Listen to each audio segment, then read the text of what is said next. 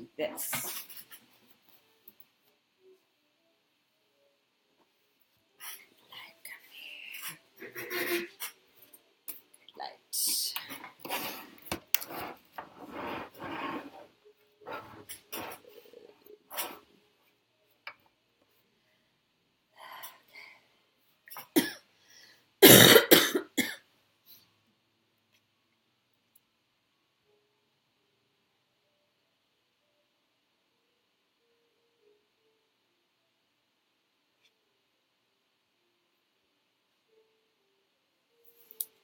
Hi everyone, it's Miriam Ortiz y Pino, Certified Professional Organizer and Simplicity Expert here.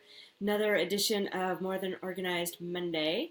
Go tell all your friends. Let's wait a minute for this audience to build here on Facebook Live. It's always takes just a couple minutes, see if anyone else will show up. But really what I want to talk to you about today is just following up on what we were doing last week, which is all about checklists. And just to review, we went over the three most important kinds of checklists. We had the one that is your three most important things to do for the day. We had the one that is checklist for routines that you do regularly, so your action stacks, if you will, so you don't have to think that through every single time. You just get in the habit because you've used a list.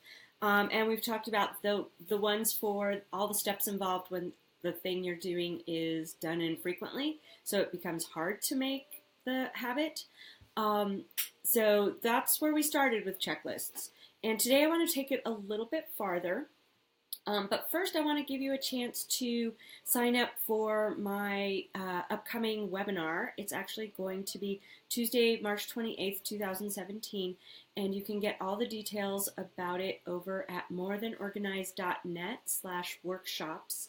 There is a link there to sign up for the free webinar, which is called Streamlined Solutions for Worry-Free Fun Time. And I created it because so many of my clients think that they have to get organized before they can have fun. And I wanted them to know that it's all part of the same thing. Getting organized does allow you to have more fun, but not because you have to do it first, but because it helps you figure out what you do think of as fun and how to not worry while you're having fun because of all the stuff you've left undone back at home or back at the office. So it's all connected. You know, I think everything's connected. So that's one way of looking at it. So again, you can check that out over at morethanorganized.net/workshops. Get all the details of how to sign up for it there. And the other cool thing about it is it could lead to some better checklists as well. So it's kind of tied to checklists. And so take a look for that. I hope that you can join me and tell all your friends about that as well. All right, back to the other two kinds of checklists that they're actually the same kind, but they're used slightly different. And so I want to talk about them separately.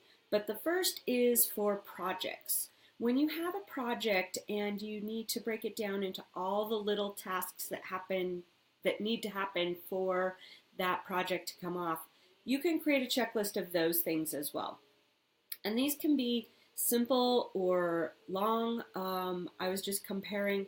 I have a checklist for how I deal with putting a workshop on and all the steps involved there.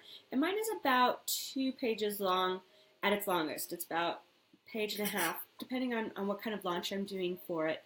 But I've recently stumbled across an all-encompassing how to do an online launch list that is about 11 pages long. I think that's completely overwhelming to me, and so I sometimes when I'm doing a project that is that large and huge, I like to use either Workflowy online or I just break it out as sub projects from the get-go so that I can have an overall view of my project that is just the basic things that have to happen and all the detailed little stuff that goes into each segment of the project is listed as a sub-project. So I know I'm only working on a smaller group of subtasks at a time. Keeps me from being overwhelmed. But Workflowy is great because you can do it all there and you can collapse the sections that are feeling overwhelming or you're not working on right now or that are already done. So that's my suggestion there. But it just helps you map it out from the 36,000 foot view all the way down to, oh my gosh, I have to make this phone call or I have to respond to this one email today. So use lists in that way to break your projects down, and the checklists, especially on very large things, it allows you to check off when that thing is actually done and ready to move on to the next thing, so little things don't get overlooked, is the main reason you want to use a checklist style when you have a big project or program. And again, these tie back to that kind of things for infrequent tasks that come up regularly but not all the time, and so you don't overlook the little things. It keeps the little things from falling through the cracks. All right, so that's one way of using checklists for projects. The other way is an agenda, which is, when you have a meeting and there's a list of things you're going to follow during the meeting, that's an agenda. But you can do that by project, by meeting, by person. And when I use agendas for people, it helps me delegate, it helps me keep on top of who still owes me information for what's out there and getting worked on, and it just saves a bunch of time. So a couple weeks ago, I think I talked about also saving some time when you when you listen to your voicemail. Sorry, I was thinking answering machine, old school days, but really it's the when you listen to your voicemail. And if you have to listen and re-listen every time because you haven't returned the call and it's still in your box and you have to listen to it to remember what it was 3 or 4 times before you return the call, that's wasting time. So I like to write the messages down on a list, and then I know when I return the call all the information that's needed. Well, sometimes, especially if you're working in a team, people can call back and forth a few times before you have a chance to return the call, and there's multiple lines of information you need to talk to that person about. So that's what agendas are great for. Once you write down what you need to talk to the specific person about, it may be about one project, it may be about 3 projects, it may be about 4 or 5 different things that are going on, and you need to touch base on all of those things with the same person. So that's why agendas are great. It gives you a place to jot down or type in to one page that's labeled with the person's name what you need to touch base with them about or what you need to talk to them about. That way, when you finally have a chance to give them a call back or email them back, you have an opportunity to touch base on all the things at the same time while you have them on the phone or while you have all your thoughts together, because you have a nice list of that thing. So it can be by person or by place. So your shopping list, if you have a list for the drugstore, all the things you need, all the toiletries and medications you need to pick up. If you have one for the grocery store, your shopping list, your grocery list, that can be an agenda too. I just keep one in my notes on my iPhone that's called grocery. And I type in all the different groceries I need when I'm out of the item. And so when I'm at the grocery store, I know exactly what to get. I have one for the office supply store and one for the drugstore. So, and one for, generic stores. Like if I'm going to Target or Walmart or somewhere that I need to pick up other things that are not available at the grocery store. It just helps you have all those things in one place. So when you do go to that place, you have the information you need.